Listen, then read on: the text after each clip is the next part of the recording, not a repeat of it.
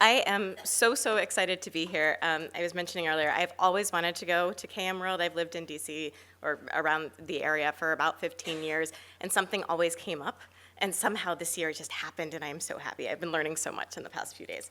As you just mentioned, I've been at NASA for just going on 2 years now. Before that, I worked at the US Department of State, where I did work in knowledge management, and then spent about 5 or 6 years doing data and digital transformation kind of work. So when I was offered the position at NASA 2 years ago, I just said, yes, I love knowledge management. I'm really excited to come back. And so that's what I've been kind of working on. So what I am talking about today, to give you the opportunity to discreetly get up and leave if you're in the wrong room, is knowledge management and digital transformation in partnership. So I had this kind of sense from conversations with other knowledge management folks that if we were doing a sort of strengths, weaknesses, opportunities, threats analysis for knowledge management, we'd start to see digital transformation on that threat list. And my thought was, okay, in my experience, you could actually instead just frame it as an opportunity. And that's the way that we've been working towards it in my team and the work that we do. Also, the other sort of element of that is that digital transformation needs just as much knowledge management support as any other endeavor. And we in knowledge management can learn from digital transformation and apply it to support our mission as well. So an overview of what I'm going to talk about in the next 35 or so minutes. In the great tradition of the British baking show, I changed things last night at the last minute, which I would not recommend. Is a little bit of what I do at NASA Aeronautics, what digital transformation looks like at NASA at the agency level, how that applies back to kind of the NASA Aeronautics knowledge management and digital transformation space, and then what does it mean overall, kind of to do knowledge management through a digital transformation lens, and how are we doing it?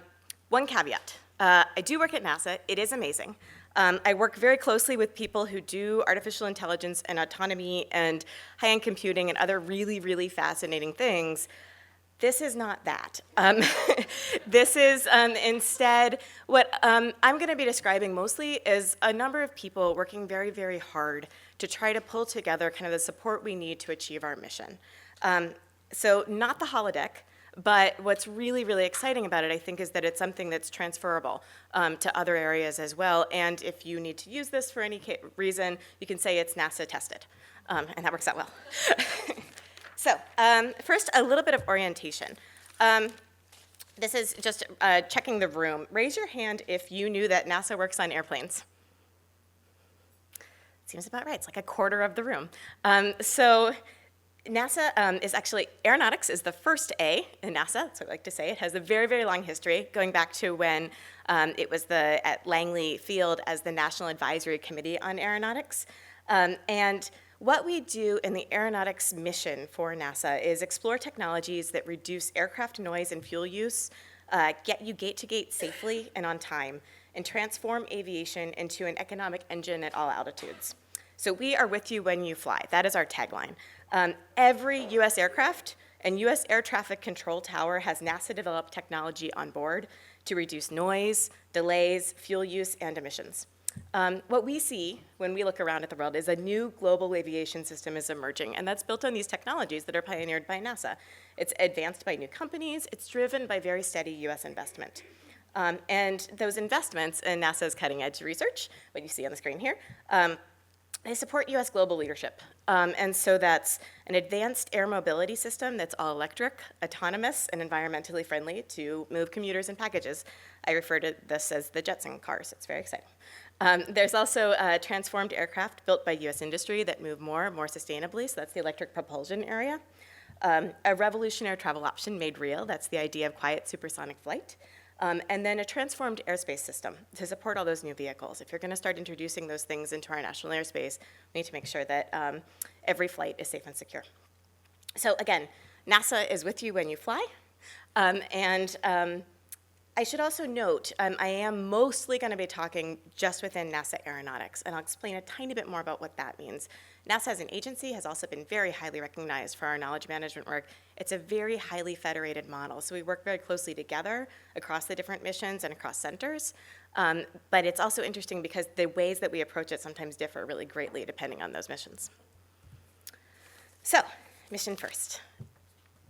An aside, when I was at the State Department, a colleague of mine once leaned over to me and said, you know, even if they're telling you something you know, if they have a really cool image, it's okay. And so, mission first. Knowledge management, make sure you're really, really well aligned to your mission. And what this image is the image of the horizon as it was seen from the cockpit of our NASA Armstrong Flight Research Center's F-18A research aircraft. At NASA Aeronautics, everything we do in knowledge management is directly in support of our mission. So I'm located at headquarters, but I work very, very closely with our distributed team. We have about 1,300 full-time equivalents at 4 research centers in the United States. Overall, there are research centers across the US. Ours are mostly there are NASA centers across the US. Our work concentrates on the research centers for the most part. We also partner closely with US industry, both really large and small businesses that contribute to that aeronautics research, and universities. So we have a lot of presence in different kind of university areas that do aerospace engineering, as well as other disciplines in a really, what to me has been very interesting kind of way. I take most of my requirements in terms of knowledge management for NASA Aero from our very senior leadership for NASA Aero, but I also learn a lot from working with our researchers and our engineers directly, and so I tend to try to understand what they're looking for and how that also speaks to senior leadership needs. So next, shifting over a little bit to what digital transformation at NASA agency as a whole is. Who has some sort of digital transformation project going on in their organization now? Okay. Who feels really confident they know exactly where that's going and what it's going to look like? Hey, fantastic. So what I think is one of those areas, it's really helpful to kind of wrap your arms around and think about what digital transformation is. It's helpful to start by kind of defining this is what you mean so that you can think about it. And at NASA, we do use a really broad scope when we describe digital transformation. So first, if you haven't talked about this much before, we experience digital transformation every time that we withdraw money from an ATM, we ask a digital assistant about the weather, we listen to music on our smartphone. That's all kind of from that provenance. During the past decade, our day-to-day tasks have been revolutionized by these ideas. NASA has really been broadly pursuing those. That's how we use a really big umbrella to describe what digital transformation looks like. Every time we digitize or streamline a paper process, we use new collaboration tools, we kind of connect previously siloed data, we can put that kind of a little bit in the digital transformation bucket, and we start to think about it that way. Until recently, though, we didn't have a really broad umbrella agency-level coordination for it. We had lots of excellent work happening in many distributed places. And so what began in 2017 and then turned into sort of a strategic kind of tiger team last year, which is something that I was on and I'll talk about a little bit more, was the decision to create an agency digital transformation strategy. So that product, the digital transformation strategy for the agency, was approved in spring of this year, and it's led by our Office of the Chief Information Officer and the Office of the Chief Technologist. I don't work for either of those folks directly. I do coordinate very, very closely with them in terms of kind of what we're doing with digital transformation, and I am one of the mission Directorate representatives to that central team. Digital transformation, I think this is really helpful for us, has been framed as a catalyst. So it's not necessarily just one project, it's a thing that kind of inspires work and ties it together and thinks about it at a really high agency level connection. So I'm going to talk for a few moments about my role on that digital transformation tiger team, because there's something that I think you can do if you have something going on in terms of digital transformation in your organization. So my role, as I mentioned, is the representative for our mission directorate to that agency team. And I also then put up my hand and led the literature review that we did and administrative lessons learned for our team, which is just a completely natural fit for a knowledge management person. I think when you start to hear, oh, we need to like sort of review literature and make sense of it, it's just like, yeah, I should be there, I can help that. And what we did with that, actually first I will frame the problem. Have any of you ever been on a team where every once in a while, possibly multiple times a week, people will send an email to 50 or 60 people and say, look at this great article I found. And everyone has the best intention of reading it and reviewing it and making sense of it, and you never actually find the time. So that's what our problem was too. And what we kind of started to do initially with this literature this sense of we should really do a deeper study of what's going on in kind of the industry space, was we started by thinking, okay, let's capture it all, kind of in a central repository so everyone has access to that information, and it's not just an email, which is a really good first step. Kind of sorted it a little bit. We started to make sense of it around that area. And then the next realization was, but we didn't really analyze it. We hadn't thought about how do all these things come together in one place. And so what I volunteered to take on and was able to do in close coordination with one of our co-chairs for the digital transformation work was enlist the help of volunteer, or I shouldn't say volunteer, virtual student federal service e-interns. This is a program that I actually helped to stand up 10 years ago when I was at the State Department, but it's open to all federal agencies. So you can get the help of virtual interns from any US college or university up to about 10 hours a week to work on substantive projects that they don't have to be on site for. It's a perfect thing for a literature review. If you're a federal agency, I encourage you to take a look at it as a program. And so we reached out to the program managers. They were incredibly helpful in helping us identify some people who were fantastic partners for us. And what they did was they looked at 5 or 6 dozen articles, peer-reviewed articles, industry articles, other kinds of media. They sorted them, categorized them, added abstracts and highlights, and pulled lots and lots of things together. And they sort of brought back recommendations from all of the substantive literature around digital transformation and said, these are the common threads. And that was really, really useful for us to say, we think this is where we're going, this is what we've done, and here's some separate stuff to kind of validate that process. What they came up with, though, also in addition to kind of the 6 or 7 kind of areas that we were mostly focusing on in digital transformation, were 3 key recommendations. And I think of these as kind of the why, the what, and the how for digital transformation at an organizational level. And if you look at them, if you think the first is kind of why you do this to retain your competitive advantages, realize fuel efficiency.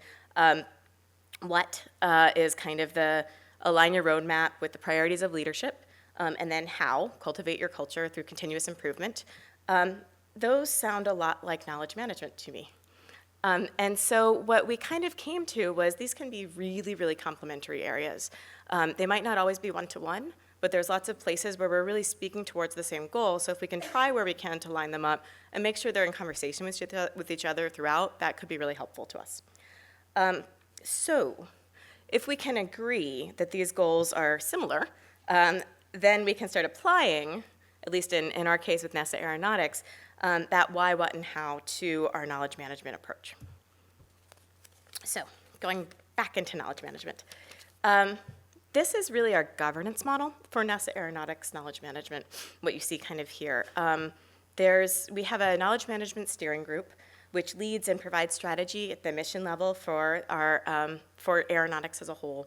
And it's kind of an executive committee. So they represent each of our programs, which you might think of as kind of verticals in terms of mission research, as well as the centers that we work with most frequently. They really help with identifying and priority needs. So as I mentioned at the outset, I've only been at NASA for a year and a half. I am not a rocket scientist, and nor am I even an engineer. What I really do is just rely on them to tell me kind of what's needed from their own experience, from working with other folks, and serve as liaison to those groups to really kind of surface what those issues are. We also have a small operational team at headquarters that directly supports each of those programs, and they tend to also do a lot of that knowledge management work in supporting the programs. So we have a steering group, and then also operational teams that kind of exist in different places, and we try to connect. Like any mission and vision, the mission is how we do it, the vision is where we want to be. And what we decided as a steering group was to break it out into kind of 3 areas as we were thinking about standing up knowledge management, or knowledge management as a program, which is all of them use digital transformation in different ways. So those 3 areas are improving knowledge access and transfer. You'll hear me say these a bunch of times. Support mission-focused learning, and create and enhance consistency and coherence. So one question really became, how do we want to approach these goals? And you can go kind of anywhere with those, right? So this is the part where it's kind of Tiffany's opinion. And there are many, many different spectrums, I think, that you could say about in terms of how do you think about KM and where does your preference. But one that I like to kind of use when I'm thinking about where does knowledge management sit, kind of across the spectrum of doing knowledge management through technology or more through kind of facilitation, lessons learned, knowledge cafes, and other things. So a quick poll of the room. What's your preference? Who's on the kind of overall, I feel most confident when I'm doing technology knowledge management? Oh, that's beautiful. Okay, that's a surprise. And who's more confident where they're on the facilitation side of the spectrum of knowledge management? And who hates this question? Fantastic, okay. And I think, yes, agreed. There's sort of this question of how does this fit together? One of the things that I had been seeing, and I think increasingly in the profession, is that we're starting to do much more of the technology work. But yeah, I think also the facilitation work can be incredibly rewarding and kind of tying those things together. This is a little bit off my script, but my husband said to me, he always used to think of me as just kind of a cyborg because I like technology and KM and was really excited to work at NASA. And then kind of I met all the other people at NASA and realized that I am on the facilitation end of the spectrum too. So it's been, I think, kind of knowing that those two different things are kind of there and you can kind of lean into one or the other, like almost any other preference, it's kind of available. They all kind of center around what we do with knowledge management. And I think thinking through which tool is the right thing and how might you even tie them together is something where digital transformation and knowledge management can start to go hand in hand. Because even if you're mostly doing facilitation, there's really important digital transformation tools that can kind of be helping you. And if you're doing mostly technology, you can be looking at different tools, but still kind of think back to, what does this do with the culture and how does that tie into the human beings that are involved? So going back to that kind of how for NASA Aeronautics, one of the areas that we've also talked about is kind of having a culture, a more digital-focused culture. And I should say, when you kind of think about this, and I think especially for those of you who might be more on the facilitation side of preference, this is a little bit concerning sometimes. I really like managing knowledge, not chaosing knowledge. And it starts to look like that when you're thinking kind of more sharing, less control, right? And so this is kind of the way that you might think about doing knowledge management through a digital transformation lens. You can do this in a way that still helps your user base and helps the people that you work with and doesn't just sort of induce chaos into their environment.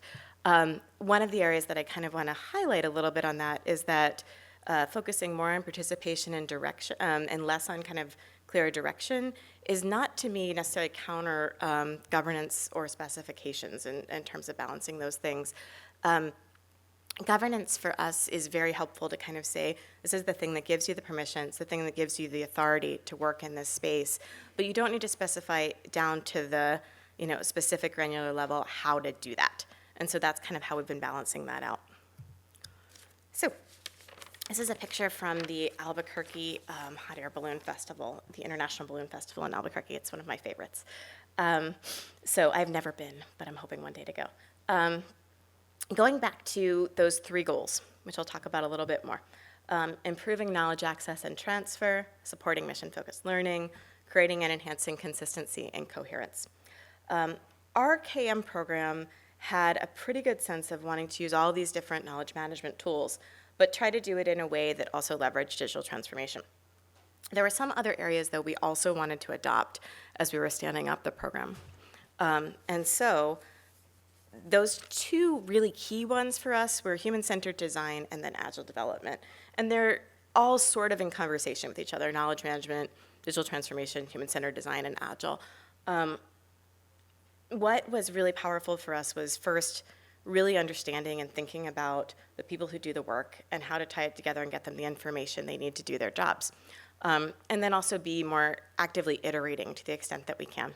On the agile side, iteration is still really, really key, but also kind of the ability to develop a minimally viable product, say this thing looks right, can you validate that so that we can expand as needed? And also really build for scale is the other thing that we've been trying to do to the extent that we can.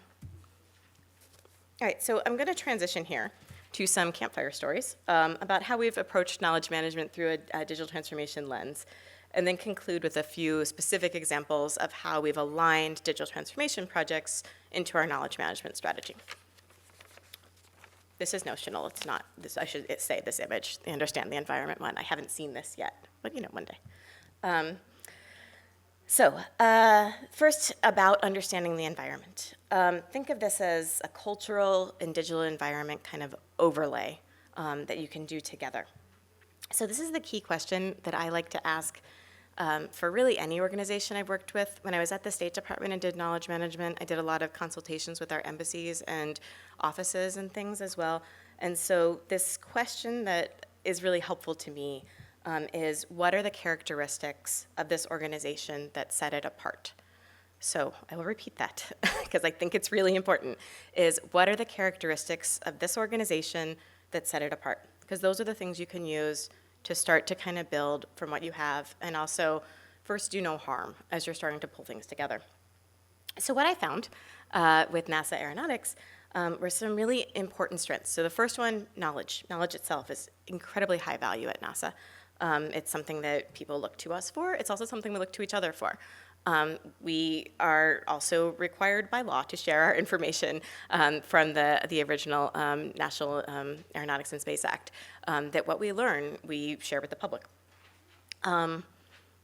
We also, one of the other strengths of our areas is that we have typically a very long tenure in our personnel, which is something that you don't see in a lot of places. And that was really interesting to me in starting at NASA as well.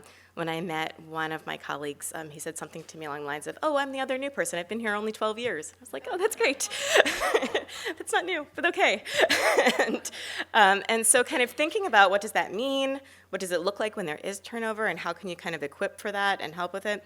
That is not true, I should also say, everywhere. That's somewhat unique to headquarters. When we're working with centers, people might move around a little bit more because there's sort of different ways of looking at things and different kinds of opportunities that are available. But it is typically, NASA has been recognized as the best place to work in the US government for, I think it's about 8 years running. And so that tends to sort of be tied very closely with retention.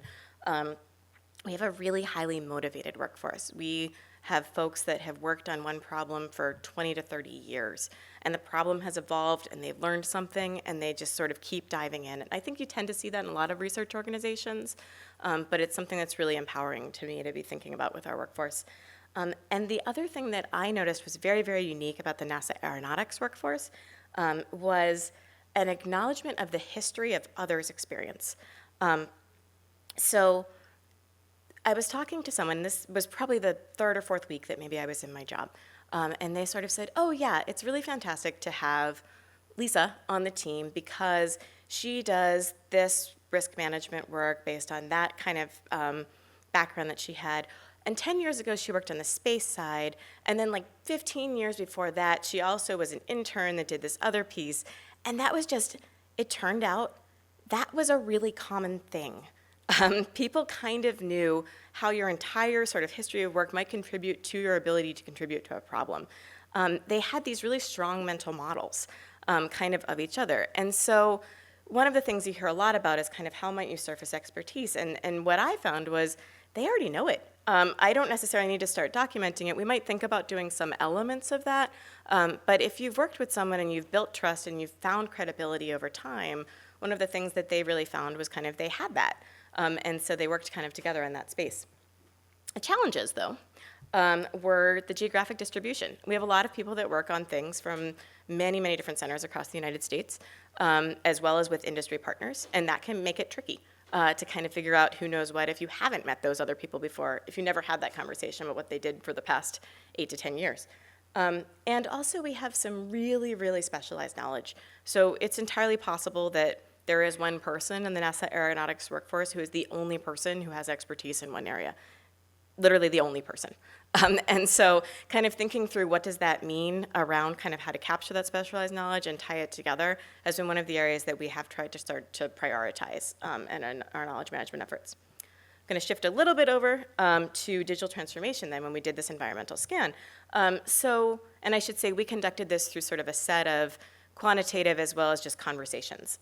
So there's a lot of interesting kind of surveys and studies that existed that I could kind of capture in terms of attitudes and things, as well as some other kind of quantitative stuff that we looked at internally. So on the digital side, generally very, very IT and data savvy. folks, people very, very comfortable with data decomposition that you might not see in other workforces, and that was helpful.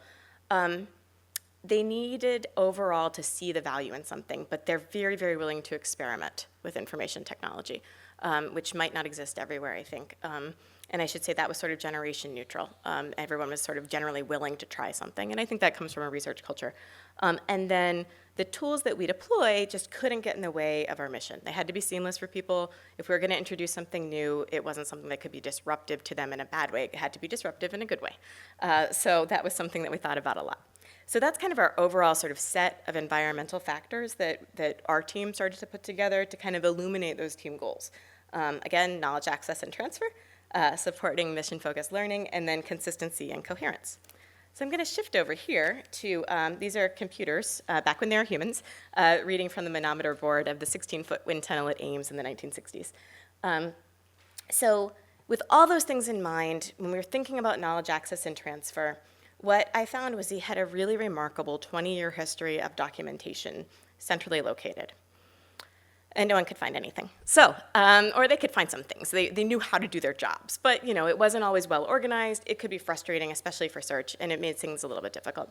So there was sort of this desire of just kind of moving it over, replacing the technology, and seeing if that could improve kind of the overall challenge.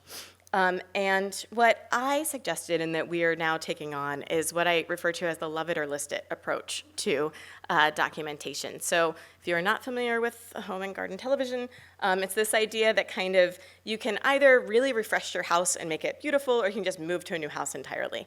But it doesn't hurt to refresh your house. So what we decided to do was sort of a 4-step process of kind of how to reduce our clutter, organize our data so that we can better enable ourselves for digital transformation and also serve our knowledge management needs at the same time. So the first was sort of a review. We just assessed everything we had in these large document repositories. It didn't mean down to the absolute document level, but at least at kind of the folder metadata level, we pulled things together. We did sort of an initial idea of what our weeding would look like. So we didn't necessarily weed things out yet. We will. But what I used was sort of a kind of set of guidance more typical to content management systems. So it's typically called a ROT analysis for redundant, obsolete, and trivial. A few folks are nodding thoughtfully like they've heard of that before. And it's kind of helpful as sort of a set of guides. If you're looking through your documents, and each of our program support folks went through and did this, it's kind of what seems like something that you really didn't need to be saving all this long, or kind of is something that we have in 4 different places, which one is the real authoritative version of the truth, that sort of thing. And start to plan to reduce the clutter. And so what we're shifting to now is kind of the 3rd step, which is just organize it. So what we did was develop really a pretty simple program naming standard for files. So if you're going from one program to another, it should be consistent across all of those areas. And then from there, we'll start to shift things into that new naming standard. And then, finally, transform. So that's the place where we can pilot in some new technology and see if that actually really improves it, or if we'll keep it where it was, just with this sort of overlay on top of it hopefully being a little bit more sensible. And so that is kind of that overall sense around what we're doing with reducing clutter. One more campfire chat. No, 2. Around consistency and coherence, this is what we're doing with the framework activities. So the program naming standard is part of this. It's as part of a broader information architecture set of work that we've been doing that better connects a lot of those different, it's okay. A lot of those different data, digital technology, or digital transformation and information management projects. You tend to see them in lots of different pockets, so it's helpful to have something as a framework to pull those different things together. A really practical example of this is some of the work we've been doing to support our Directorate Program Management Council, which is a monthly decisional meeting for our senior leaders to come together. Previously, most of those records were in presentations and emails and other kind of final documents. And all we really did was put together a 1 page where they can kind of see things and everything's in one place, and the actions that they're requesting are then tracked. So you can see kind of this is what was requested, and this is when it was closed, and this is who it was assigned to, and things along those lines. This in itself is not entirely revolutionary. It's something that's just really helpful, and it helps to build credibility for knowledge management being useful. everyone should sort of have something along these lines where you're supporting that a senior kind of group or any other kind of group to just maintain and organize things. But thinking of it for us as part of just a broader framework was really powerful because it kind of highlights the influence that knowledge management can have, and it also really streamlines some behaviors because it means that you don't have to spend time going back and looking through old things. So it's just sort of useful. There's both. So when I think about what we're doing with our frameworks, there's the information architecture, and then there's also kind of the leadership work of tying that together and bringing people back to there is sort of a center there. Oh, and I should explain, this is the Glenn Research Center in Cleveland. They have an aeroacoustic propulsion laboratory, so this is where they test for sound. It's pretty cool. All right, so this is my fun photo. This is Cowboy Joe Walker. And the X-1 plane, which seemed like a really good example of testing and iterating. So the X-1 plane was originally flown by sort of the Air Force and by Bell Labs, and then we tested it twice, and on the second time there was an explosion, and Joe Walker was fine. And so I think that's kind of the lesson learned for me from this is, you can test and even really dramatic things can happen and you can be okay. So that kind of sense of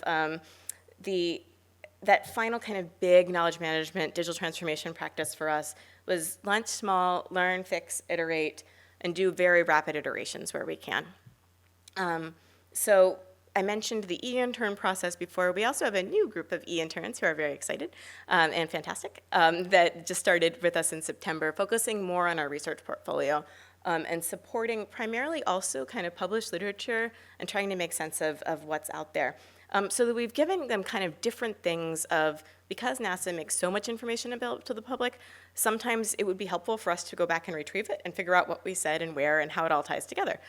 So we have a little bit of that internally. We have some really strong tools to help with that. And what they're doing is also now looking at that kind of work and doing very rapid iterations around kind of sometimes natural language processing and machine learning to make sense of what's out there and how might we help with that. And I'll give you one more example of that on my next chart.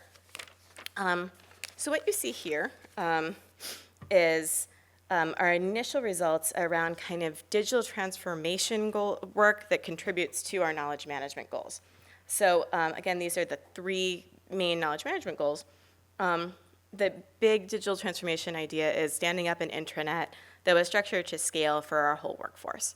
That was a challenge for us, and we're starting to introduce everyone now into this more standard kind of central intranet. Mission-focused learning. This is the one that I think of as the goal that's most close to facilitation, and we separate mission-focused learning from kind of standard professional development that we all ought to do. This is the stuff that's much more closely tied to the specific mission of aeronautics. So NASA has sort of a culture of doing workshops to pull information together, to connect people from disparate places, and also to kind of share information around specific areas. So one of the most exciting things I've gotten to do so far was facilitate our X-plane knowledge capture workshop at Armstrong at the Armstrong Research Center in May.